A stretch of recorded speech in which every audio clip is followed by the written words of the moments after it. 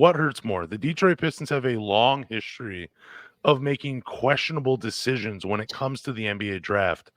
They've drafted Stanley Johnson over Devin Booker, Luke Kennard over Donovan Mitchell, Killian Hayes over Tyrese Halliburton, not to mention Tyrese Maxey, not to mention Cole Anthony. A lot of guys they took Killian Hayes over. It hurts. It really does. But what hurts more, missing out on those guys or missing out on Victor Wembanyama last season? What do you think hurts more?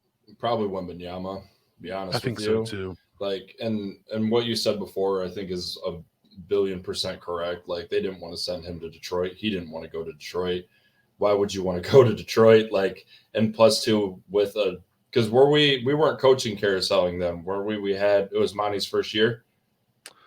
With That was what? last year, yes, Yeah, correct. this Yeah. past season was, So, yep. and I think they would have rather stuck Wembenyama with Greg Popovich, that's a Hall of Fame coach, than to stick him with a first year Monty Williams. Like, I think what you said is completely right, but from what hurts the most is definitely missing out on Wembenyama because I think Wembanyama should have been a more close favorite for Defensive Player of the Year this year. Like his statistics were phenomenal. In which also I'll make the comment while I'm talking about awards that Shea Gilgeous-Alexander got screwed on an MVP this year.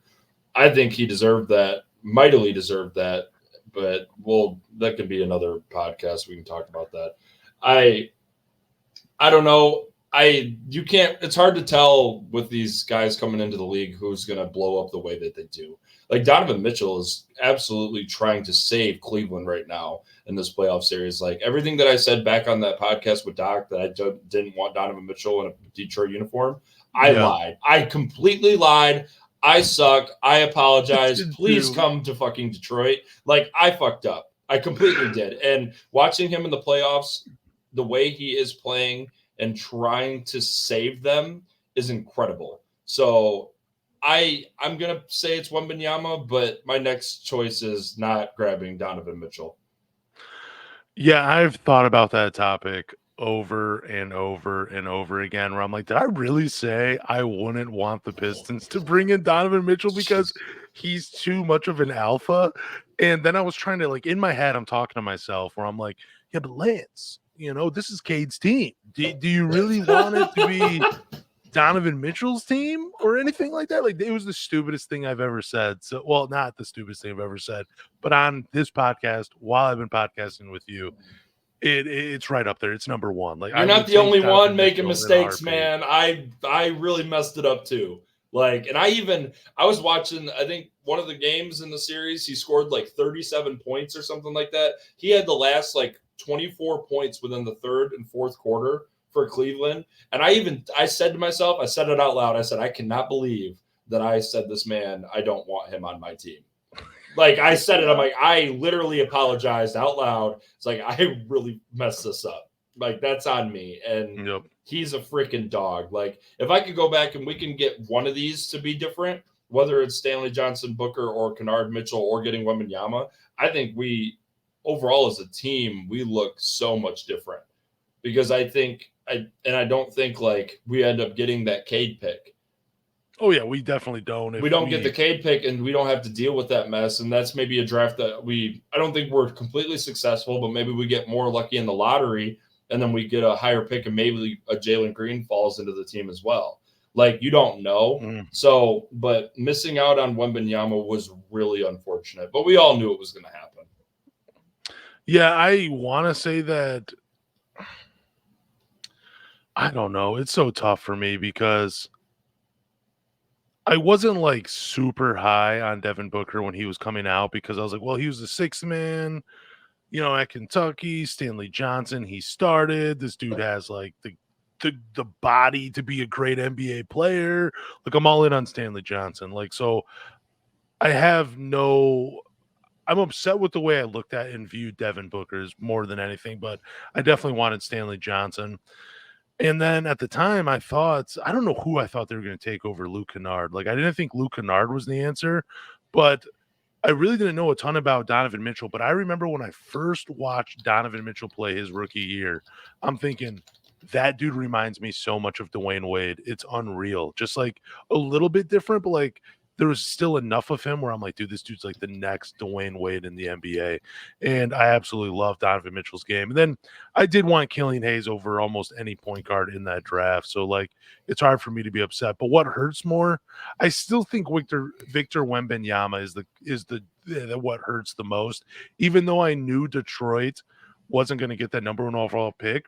But there was just a piece of me where I'm like, you know what? Maybe they will show a little favor to the Detroit Pistons, and maybe they will send them a unicorn to pair with Cade Cunningham. And that's what hurts the most is just because how invested I was in that 17-win season.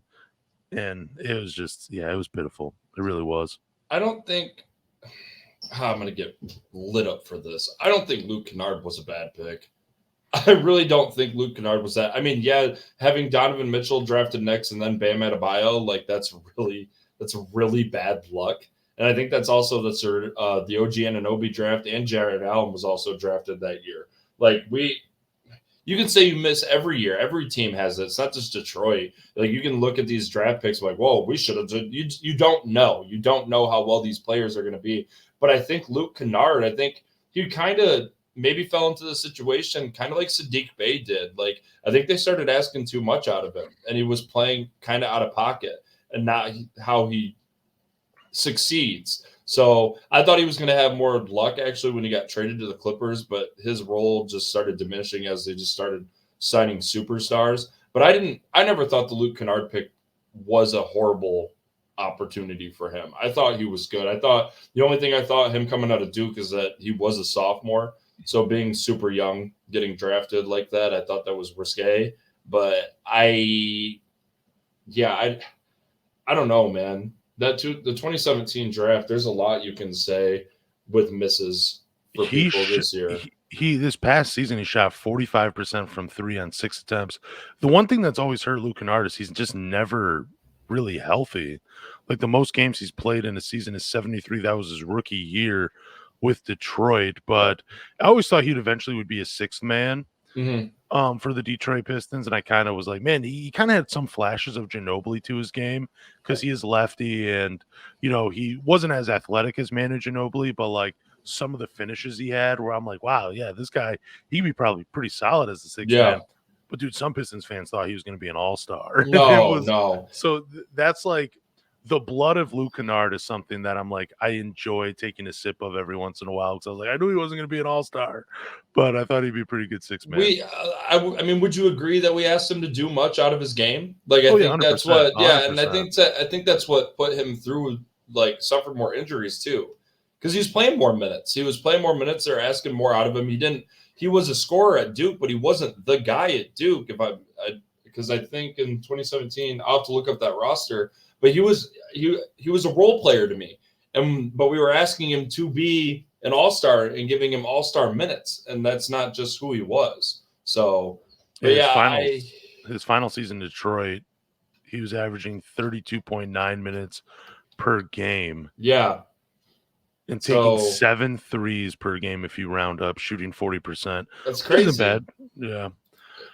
No, I would say too, I mean, if we're excluding Victor Wembanyama from this conversation, the reason I would say Donovan Mitchell would hurt the most is because he really was rumored to be the pick for the Detroit Pistons. He had an incredible pre-draft workout for him. Like he had everything. He looked great according to all reports. So it seemed like Luke Kennard just kind of came out of nowhere Yeah. for when the Pistons drafted him.